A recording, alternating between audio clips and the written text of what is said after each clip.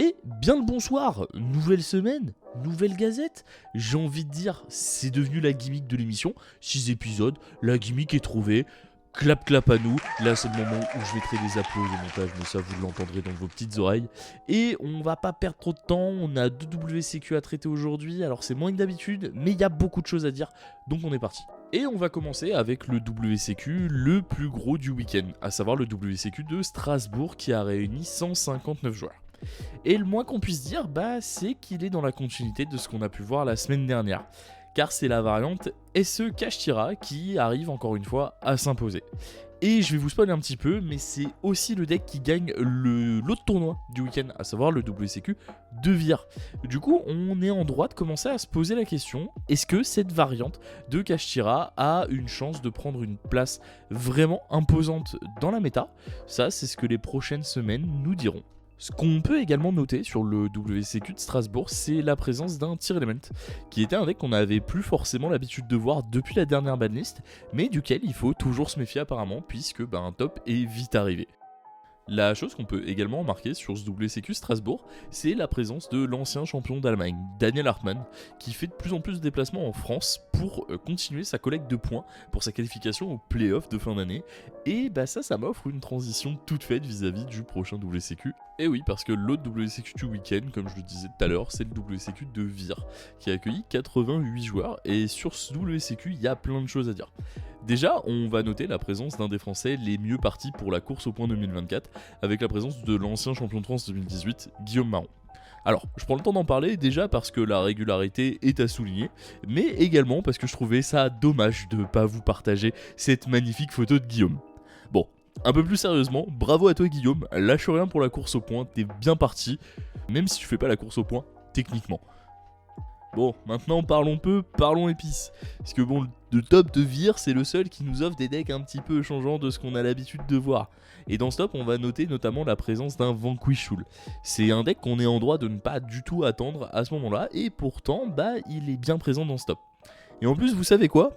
Alors là techniquement c'est le moment où je marque un temps pour faire genre vous me répondez un peu comme un épisode de Dora l'exploratrice, mais vu que c'est enregistré, je vais directement vous dire la réponse.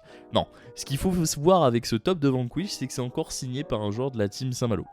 Quand je vous dis qu'il faut garder un œil sur ces gars, je déconne zéro, hein. Dans l'Ouest, ils sont vraiment en train d'éclore petit à petit, et chose qui est à noter également, c'est qu'il y a un deuxième joueur qui est leur joueur phare, à savoir Aurélien Piquet, qui signe encore un top avec son Voiceless qui nous montre sa régularité. Et quitte à être dans les épices, on va continuer puisque on peut noter la présence d'un Oruston et qui est pas piloté par n'importe qui puisqu'il est piloté par le meilleur cuistot de l'Ouest, à savoir Kokolo.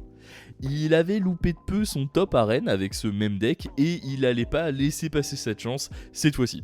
Donc du coup, Kokolo arrive à celui-ci jusqu'au top, à récupérer sa qualification et vraiment félicitations à toi.